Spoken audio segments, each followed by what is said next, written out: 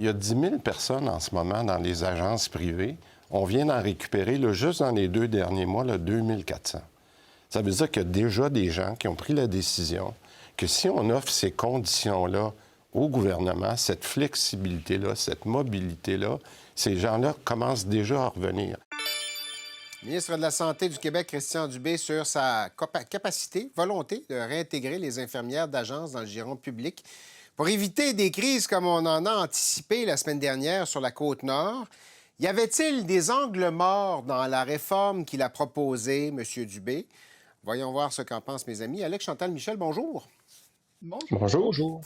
Alec, est-ce que le gouvernement... On en a beaucoup parlé de la réforme, c'est quand même un gros truc, là. Est-ce que le gouvernement avait oublié certains éléments? Est-ce que cette île, l'Abitibi, c'était prévisible? Est-ce qu'on savait que ça allait arriver? Bien, on a mal calculé la réponse des agences privées de placement de personnel. C'est-à-dire qu'on savait depuis des mois qu'on allait modifier les tarifs ce dimanche, aujourd'hui. Ouais. Et on avait l'impression que les agences allaient être au rendez-vous parce qu'elles avaient signé des contrats. Et là, on se rendait compte que des quarts de travail n'allaient pas être comblés, qu'il y avait des infirmières qui ne voulaient pas se rendre dans les régions éloignées comme l'Abitibi, la Côte-Nord. Donc, ça a été un peu une surprise au ministère et au gouvernement de voir que les contrats qui avaient été signés n'allaient pas être honorés. Là, on avait 2 choix, principalement. On fait comme d'habitude, puis on révise les contrats à la hausse, puis on met de l'argent dans la cagnotte, puis les agences vont revenir. Ou alors, on joue la ligne un peu plus dure, puis on leur demande d'honorer leur contrat, puis on arrive avec une solution qui, à plus long terme, ne fera pas l'affaire des agences privées. Et en début de semaine, je vous dirais que j'étais un peu sceptique. Je me suis dit comment Christian Dubé va se sortir de celle-là quand on a des médecins qui disent que les lits vont être fermés, des patients transférés à 600 km de chez eux. Là, ça fait pas un très bon début de semaine. Mais vers la fin de la semaine, on avait réussi, avec des plans d'urgence, à faire en sorte que les patients soient pas trop touchés. On avait réussi à créer une nouvelle agence publique volante de dépannage pour les régions qui ne va pas être opérationnelle avant plusieurs semaines, mais ça faisait quand même une bonne annonce pour Christian Dubé, quelque chose de positif pour finir la semaine. Dans les circonstances, il s'est bien débrouillé, mais on est passé effectivement très, très près d'avoir des drames. Michel, s'il était revenu, effectivement, la solution simple, c'est de remettre de l'argent sur la table et dire aux agences, OK, d'abord, on va vous payer un petit peu plus. Mais là, ça brise un peu le modèle qu'il essaye de mettre de l'avant, M. Dubé, là. Oui, mais en même temps, je pense que ces syndicats, par exemple, vont être très heureux de voir une équipe volante publique faire ça. Alors, il n'y a pas juste les agences privées là-dedans, il y a plein d'autres joueurs.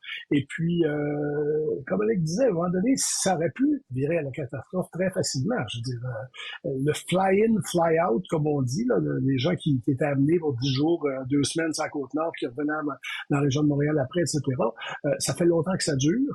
Et c'était ça qui faisait marcher les hôpitaux dans ce coin-là. C'est ça qui faisait marcher les hôpitaux dans les régions éloignées. Ils ne pouvaient pas dire, on y a pas pensé. Alors, je suis certain qu'il y avait quelque chose dans ces cartons. En même temps, ça reste quelque chose de risqué à mettre sur pied sans dire en panique, de façon aussi rapide.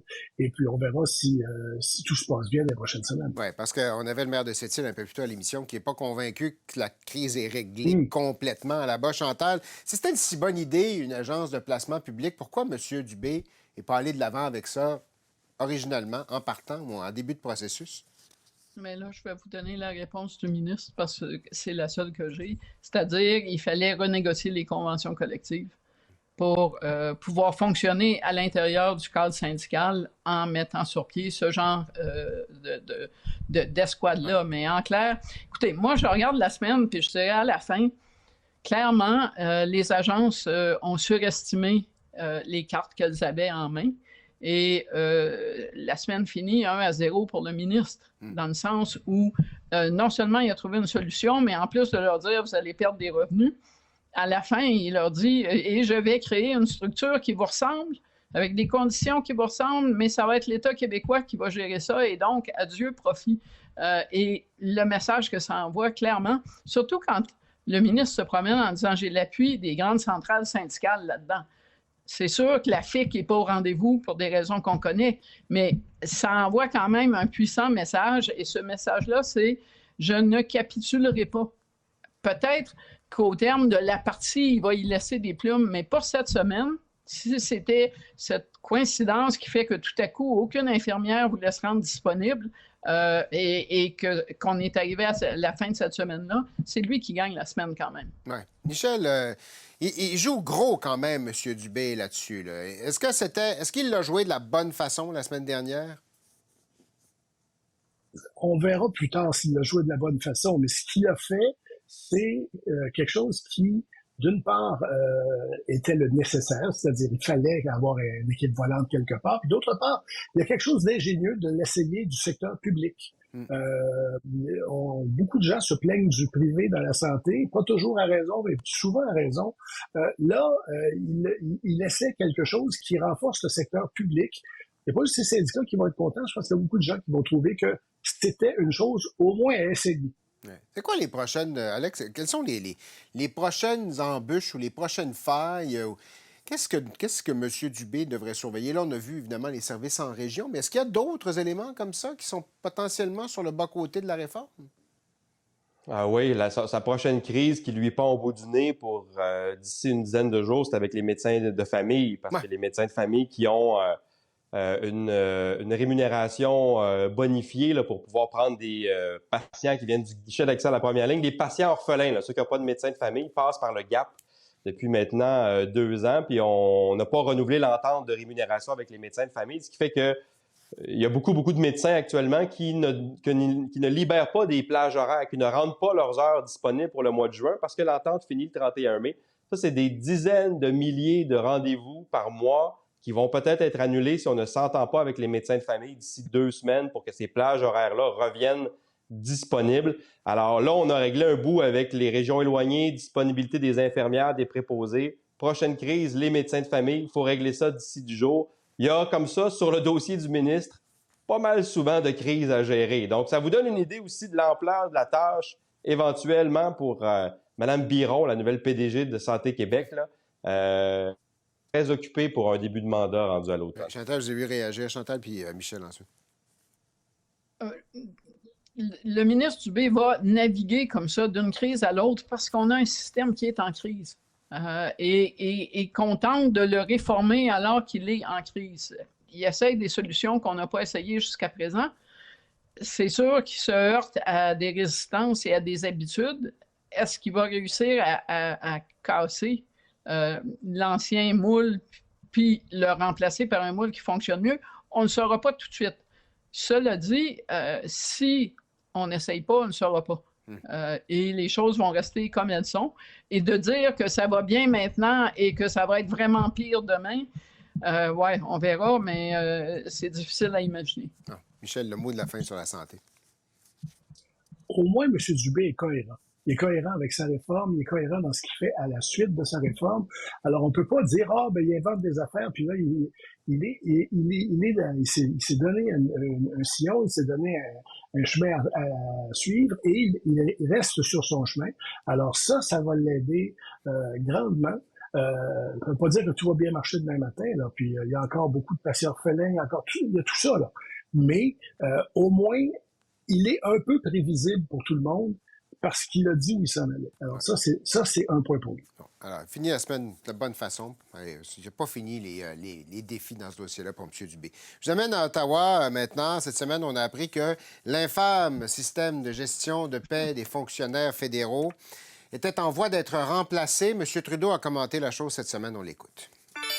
On est en train de développer un nouveau système, mais je peux vous assurer que les gens à Miramichi et à travers le pays vont non seulement être bien payés avec ce nouveau système, mais il va encore avoir énormément d'emplois pour livrer ce système à travers le pays. Michel, est-ce qu'on a attendu trop longtemps du côté du gouvernement pour tourner pour mettre le système Phoenix à off puis se diriger vers un nouveau système de gestion de paie? Je pense que c'est assez évident qu'on a trop attendu. En même temps, il y avait toutes sortes de problèmes de nature politique puis de nature administrative qu'il fallait régler. C'est toujours un peu plus compliqué quand quelque chose a été commencé par l'ancien gouvernement, mais continué par le nouveau. C'est le cas de M. Trudeau. Mais ça ne pouvait plus durer. C'était clair qu'il y a énormément de gens qui ont souffert de ça, là, qui se sont fait donner des payes qui n'avaient pas de bon sens, des fois en trop, des fois en pas assez, et puis à apprendre 2 ans après qu'il faut que tu dois 20 000 $ au Trésor, là, c'est pas acceptable. Alors, c'est un système qui n'a pas bien marché. Maintenant, le défi, c'est d'en avoir un nouveau qui va bien marcher. Ouais. Et là-dessus, il serait bien que le gouvernement écoute ces syndicats qui lui disent, depuis longtemps que Phoenix marchait pas, et qui lui disent, là, regardez, là, vous êtes en train de faire des essais puis des projets pilotes dans des ministères pas compliqués. Il n'y a pas de problème au patrimoine. Tout le monde travaille sur le même horaire, puis on travaille du lundi au vendredi. C'est pas une prison, ça, c'est pas la garde côtière. Alors, peut-être qu'il devrait les écouter là-dessus en disant, on va faire des tests ailleurs aussi, dans des endroits où ça va être compliqué et difficile. Ouais. Le système qui est envisagé, puis salutations au collègue Daniel Leblanc qui a écrit le texte là-dessus sur notre site web plutôt cette semaine. C'est un système qui s'appelle Dayforce, qui est utilisé par le gouvernement californien, le gouvernement ontarien aussi. Michel l'a évoqué, Chantal, ça a été lancé par le gouvernement Harper, appliqué par le gouvernement Trudeau. Lequel des deux est responsable de la catastrophe? Qui porte le blâme, là? C'est une responsabilité qui est certainement partagée. D'abord, les commandes du gouvernement Harper, c'était pas simplement d'introduire une nouvelle façon de faire, c'était aussi de le faire assez rapidement pour faire des économies, donc, et pour couper X centaines de postes qui servaient à dispenser le salaire des fonctionnaires. Donc, les hauts fonctionnaires qui étaient à l'ouvrage pour ce gouvernement conservateur ont sauté l'étape assez élémentaire, merci, du projet pilote en se disant on met ça en place parce que pour atteindre les cibles budgétaires nous a fixées, il faut qu'on se dépêche puis on verra ce qui arrive après.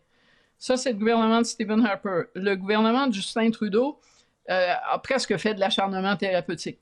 À un moment donné, il fallait dire ça ne peut pas continuer. Et on a quand même pris 3 ans avant de commencer à regarder une solution de rechange, 2018.